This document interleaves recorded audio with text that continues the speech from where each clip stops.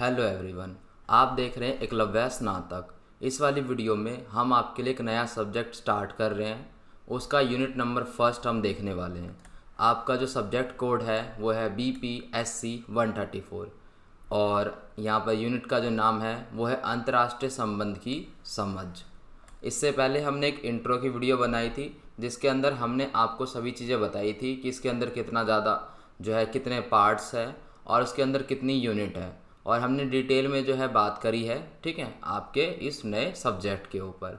अगर आपने वीडियो नहीं देखी है तो जाकर देख सकते हो। ये आपका इंडेक्स है और इस वाली वीडियो में हम क्या करेंगे, आपका जो यूनिट नंबर फर्स्ट है, पार्ट नंबर फर्स्ट का, उसके ऊपर हम चर्चा करेंगे। और इस वाली वीडियो में आपका यूनिट नंबर जो फर्स्ट है वो कंप्लीट हो जाएगा। तो सबसे पहले हम परिचय की बात कर लेते हैं कि आखिरकार इस वीडियो में हम क्या पढ़ने वाले हैं, इस यूनिट के अंदर क्या है। तो सबसे पहले दोस्तों हम यहाँ पर आपको बता दें कि अंतर्राष्ट्रीय संबंध से अभिप्राय। अंतर्राष्ट्रीय संबंध का मतलब होता है दो या दो से अधिक राष्ट्रों के बीच संबंध का होना। यानी इसका मतलब क्या है, देखिए मान के चलते हैं यहाँ पर क्या है, दो राष्ट्र है यानी कि दो देश है, ठीक है, देश नंबर A, ठीक है, और यहाँ पर है देश नंबर B। तो इन दोनों के बीच क्या होगा, अंतर्राष्ट्रीय संबंध है।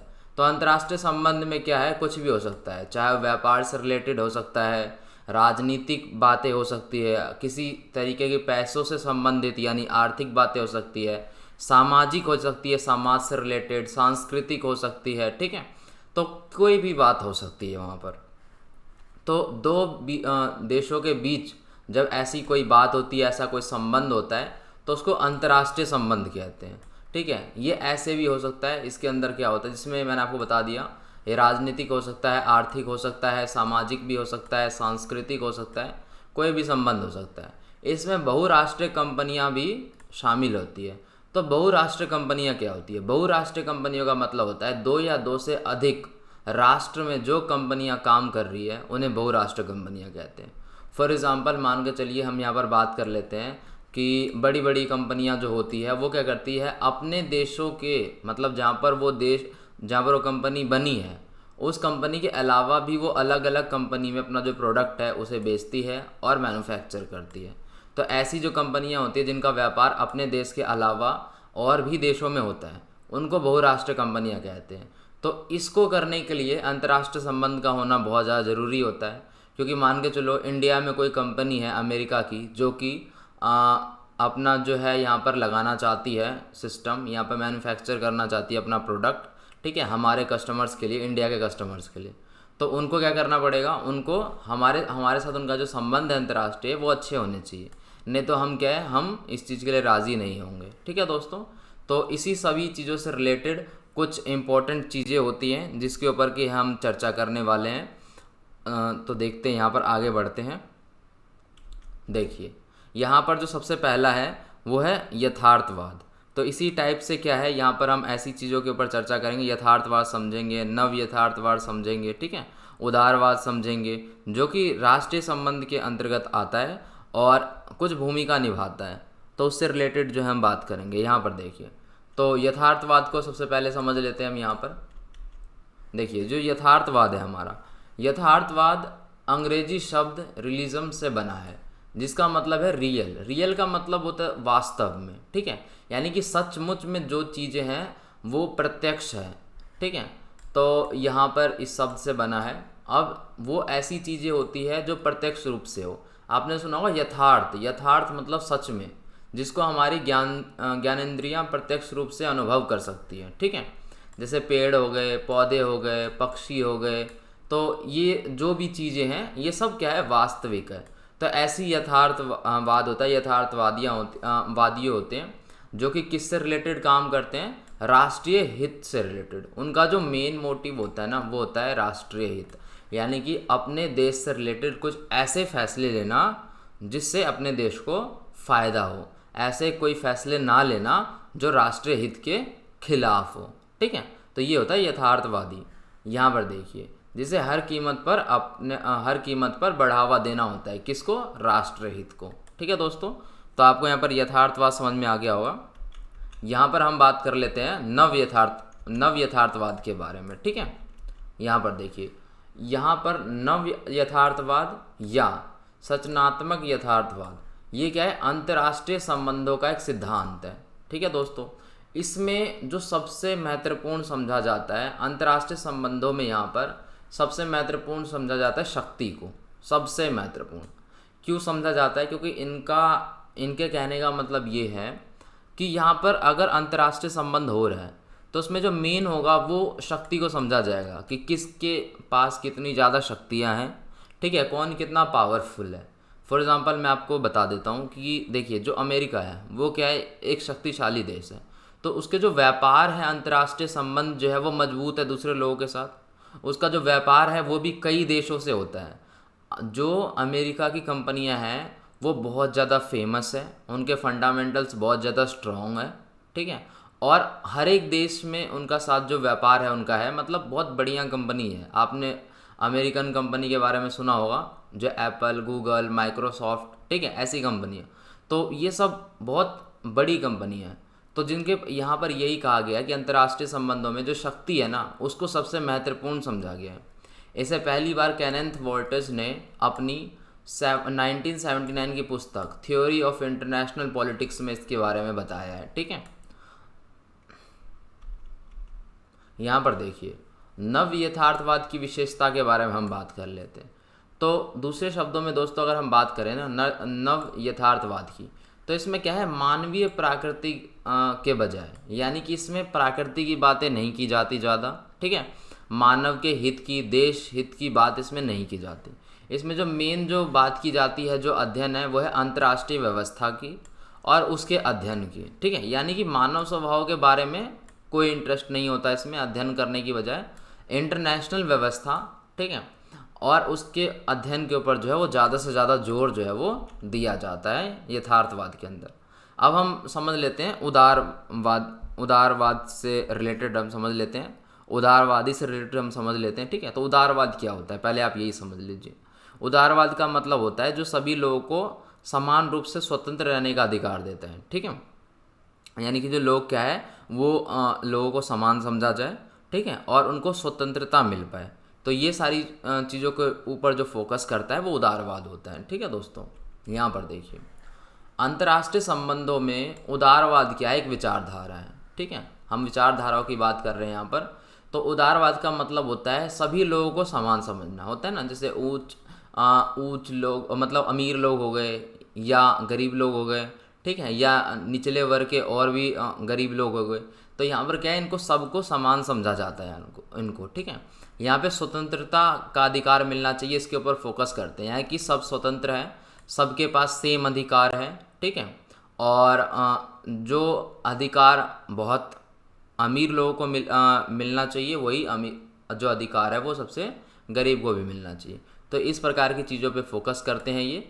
और अगर हम इनके प्रमुख सिद्धांत की बात करें तो इनका जो प्रमुख सिद्धांत है वो भी यही बात बोलता है कि स्वतंत्रता होनी चाहिए, ठीक है, सहयोग होना चाहिए, समझौता होना चाहिए, शांति होनी चाहिए और फिर प्रगति होनी चाहिए। ठीक है दोस्तों, तो ये सभी क्या है, इसके प्रमुख सिद्धांत है। यहाँ पर देखिए, अगर हम बात करें इसके प्रमुख सिद्धांत की बात कर ली हमने। अगर हम बात करें उत्पत्ति, तो वो 7वीं शताब्दी के शुरुआत में हुई थी। ठीक है, कई जगह आपको 16वीं शताब्दी भी लिखा आएगा, तो 16वीं शताब्दी के अंत में, ठीक है, और यहाँ पर लिखा है 7वीं शताब्दी की शुरुआत में, तो एक ही बात है ये। ठीक है, यहाँ पे जॉन लॉक को उदारवाद का जनक माना जाता है। ठीक है, जो उदारवादी है ना, उदारवाद में यकीन करते हैं, ठीक है, और वो उन्हीं के रास्ते चलते हैं। अब उदारवादी कौन होंगे?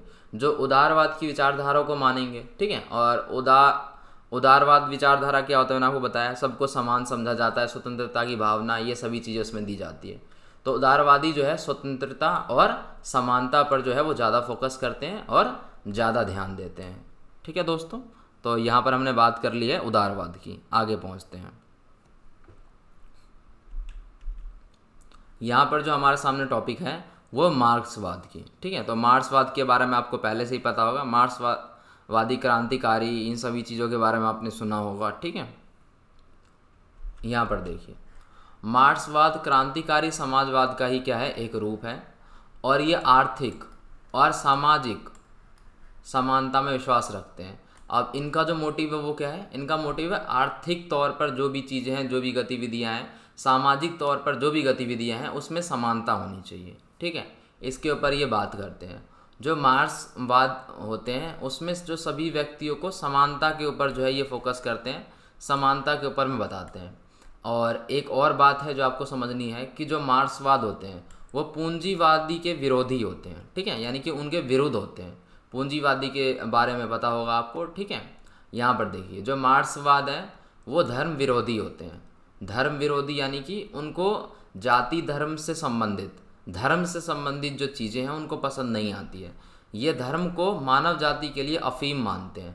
तो मानव जाति के लिए अफीम मानना धर्म को, इससे क्या मतलब है?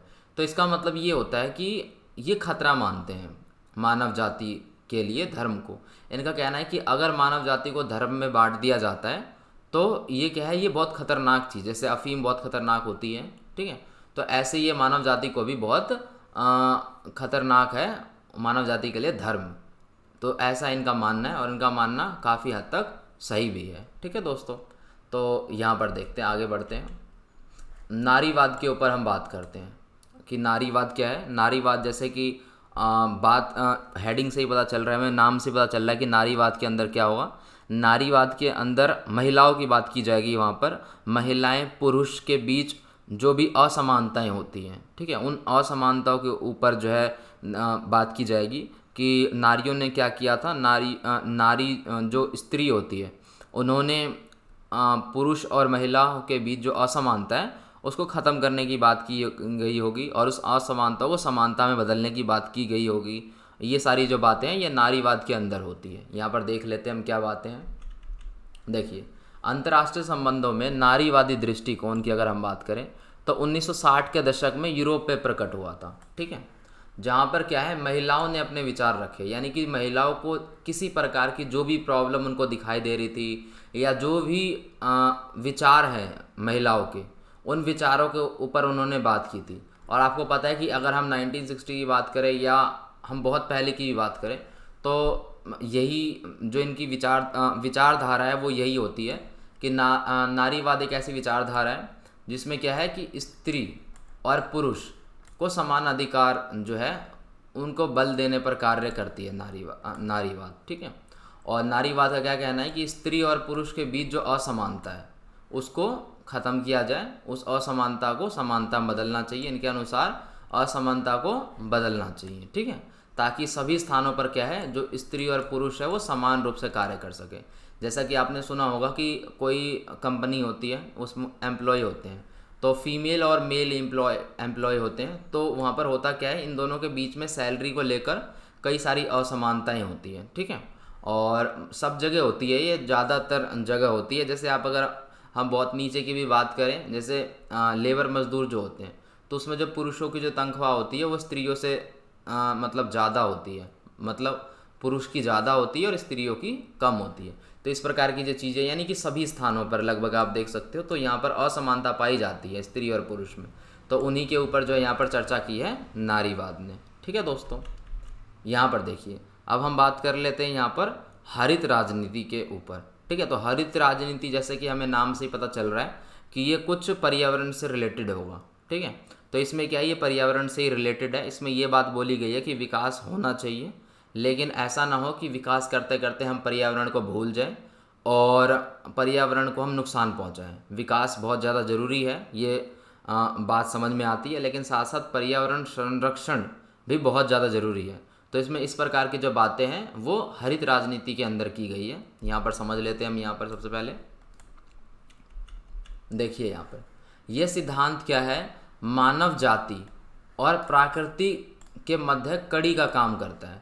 यानी कि हरित राजनीति का ये कहना है कि जो इंसान है, यानी जो मनुष्य है, और जो प्राकृतिक है, वो एक दूसरे के साथ जुड़े हुए हैं, कड़ी का काम करते हैं। ठीक है, तो अगर इन दोनों में से एक भी ख़त्म होता है तो दोनों ख़त्म हो जाएंगे, इनका ये कहना है।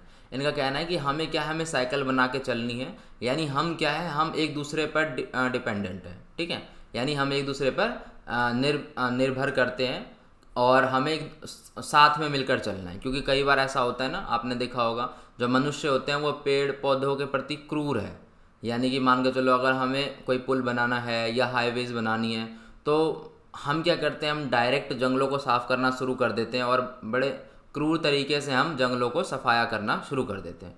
तो हरित राजनीति इसी के ऊपर बताती है कि मानव जाति और प्रकृति क्या है, कड़ी के रूप में कार्य करते हैं। और हरित राजनीति सिद्धांत ये बोलता है कि पर्यावरण संरक्षण बहुत ज़रूरी है, उसके साथ साथ आर्थिक विकास को संतुलन करना चाहिए। यानी कि विकास और प्राकृतिक दोनों संतुलन में होने चाहिए। ऐसा ना हो कि हम बहुत ज़्यादा विकास करने के चक्कर में बहुत ज़्यादा प्राकृतिक पर्यावरण को नुकसान पहुंचाएं। इस चीज़ों के ऊपर जो है बल देता है, इस चीज़ों के ऊपर में बात करता है। इस सिद्धांत का क्या मानना है? इस सिद्धांत का मानना है कि उन्नति और विकास तभी अच्छे तरीके से हो सकते हैं जब क्या है, पर्यावरण के साथ साथ जो मनुष्य है वो भी मेल जोल बनाकर चले। तो इनकी बात भी बिल्कुल सही है। इनकी बात यह है कि विकास बहुत ज़्यादा ज़रूरी है और विकास के साथ साथ क्या है, विकास के साथ साथ हमें पर्यावरण पर भी जो ध्यान है वो देना चाहिए। ठीक है दोस्तों, तो ये जो सारी बातें हैं ये यहाँ पर बताई जाती है किसके अंदर, हरित राजनीति के अंदर। ठीक है दोस्तों, आगे बढ़ते हैं। यहाँ पर हम बात करते हैं उत्तर उपनिवेशवाद के ऊपर। ठीक है दोस्तों, तो उपनिवेश वाद के ऊपर हम बात करेंगे यहाँ पर, और उससे रिलेटेड हम बात करते हैं कि उत्तर उपनिवेश वाद जो है वो क्या होता है। तो यहाँ पर देखिए, उत्तर उपनिवेशवाद क्या एक अध्ययन है, ठीक है, जिसके अंदर हम क्या बात करते हैं, जिसके अंदर हम उपनिवेशवाद और साम्राज्यवाद से उत्पन्न होने वाले, यहाँ पर 4 शब्द हैं, इनका मतलब आपको समझना बहुत ज़्यादा ज़रूरी है। समझिए, इनमें से बहुत का मतलब आपको पता भी होगा और नहीं पता होगा तो आपको कमेंट में लिखना है। मैं आपको बताता हूँ क्या आपको लिखना है कमेंट में। तो उपनिवेशवाद और साम्राज्यवाद 2 वर्ड हो गए, एक हो गया सांस्कृतिक और एक हो गया सामाजिक। ठीक है, तो पहले आप इसको समझ लीजिए। जो यहाँ पर देखिए, उपनिवेशवाद और साम्राज्यवाद से उत्पन्न होने वाले, यानी उपनिवेशवाद और साम्राज्यवाद से उत्पन्न होने वाले सांस्कृतिक और सामाजिक प्रभाव को समझा जाता है। ठीक है, इसमें क्या है, किसी विदेशी व्यक्ति द्वारा, यानी मान के चलो किसी विदेशी शक्ति द्वारा। तो यहाँ पर विदेशी शक्ति द्वारा किसी क्षेत्र पर अगर कब्जा होने लगे तो वहाँ के जो स्थानीय लोग हैं, जो कि वहाँ पर बहुत पहले से रह रहे हैं, तो उनके जीवन पर किस प्रकार का यहाँ पर प्रभाव पड़ेगा। तो ये सारी जो बातें हैं ये उत्तर उपनिवेशवाद में होता है। ठीक है, तो यहाँ पर आपको उपनिवेशवाद और साम्राज्यवाद, इन दोनों का जो अर्थ है वो कमेंट बॉक्स में लिखना है। आप चाहो तो गूगल की सहायता ले सकते हो, उससे लिखिए, और जिसको पता है वो डायरेक्ट कमेंट में बताइए। ठीक है, और बाकी मैं आपको सांस्कृतिक और सामाजिक, ये दोनों जो प्रभाव है इसके बारे में बताता हूँ। ठीक है, तो जैसा कि आपको पता होगा, जो सांस्कृतिक का क्या मतलब होता है, सांस्कृतिक का मतलब होता है कल्चर। ठीक है, कि मतलब कल्चर कैसा है, भारत का कल्चर आपको पता है कैसा है, यहाँ पर कैसे किस प्रकार के लोग रहते हैं, उनके किस प्रकार के गुण हैं, समाज के रहने का, सोचने का जो तरीका है और कार्य करने का तरीका है वो कैसा है। तो ये हो गया, ये हमारे सांस्कृतिक में आ जाता है। सामाजिक का मतलब होता है, सामाजिक का मतलब होता है सोशल, कम्युनिटी, ये सारी जो चीज़ें सामाजिक में आती है। जैसे समाज सुधार के बारे में आपने सुना होगा। ठीक है, हमारा समाज कैसा है, भारतीय समाज कैसा है, तो ये सारी चीज़ें 2 मैंने आपको बता दी, और जो 2 है वो आपको क्या करना है, वो आपको कमेंट बताना, ये आपका होमवर्क है। ठीक है, आप गूगल की सहायता ले सकते हो, बुक की सहायता ले सकते हो, या बहुत सारे बच्चों को पता भी होगी। ठीक है, तो आपको क्या है बता देना है। बाकी टेलीग्राम में अगर आप नहीं जुड़े हो तो आप जुड़ सकते हो। ठीक है, वहाँ पर आपको आने वाले टाइम में क्या है, वेबसाइट पर नोट्स चढ़ाए जाएंगे, तो आपको वहाँ पर लिंक प्रोवाइड हो जाएगी। साथ ही वीडियो अपलोड करने पर हम क्या है, लिंक शेयर कर देते हैं वीडियो की भी, तो ये सारी चीज़ें आपको टेलीग्राम में मिल जाएगी। साथ ही अगर आपको कुछ पूछना है तो आप यहाँ पर क्या इंस्टाग्राम पे पूछ सकते हो। ठीक है, आप इसकी भी मीनिंग पूछ सकते हो जिसकी मैंने आपको बताया यहाँ पर, साम्राज्यवाद और यहाँ पर उपनिवेशवाद। ठीक है, तो इसकी भी आप मीनिंग पूछ सकते हो, या कोई भी ऐसा शब्द है, ठीक है, जिसकी मीनिंग आपको ना पता हो तो वो आप मुझे यहाँ पर बता सकते हो, पूछ सकते हो, मैं आपको यहाँ पर बता दूंगा। ठीक है, तो यहाँ पर आप चैनल को सब्सक्राइब कर सकते हो, वीडियो को लाइक कर सकते हो। ठीक है, और अपने क्लासमेट्स के साथ यहाँ पर आप इसको शेयर भी कर सकते हो। जैसा कि मैंने आपको बताया, उपनिवेशवाद और साम्राज्यवाद, इसकी मीनिंग आप फटाफट से नीचे कमेंट कर दीजिए, और चैनल सब्सक्राइब करने के बाद बेल नोटिफिकेशन आइकन को प्रेस कर दीजिए, जिससे क्या होगा कि नई वीडियो की जो नोटिफिकेशन है वो सबसे पहले आपके पास पहुंच जाएगी। ठीक है दोस्तों, तो धन्यवाद, मिलते हैं इसके यूनिट नंबर 2 में।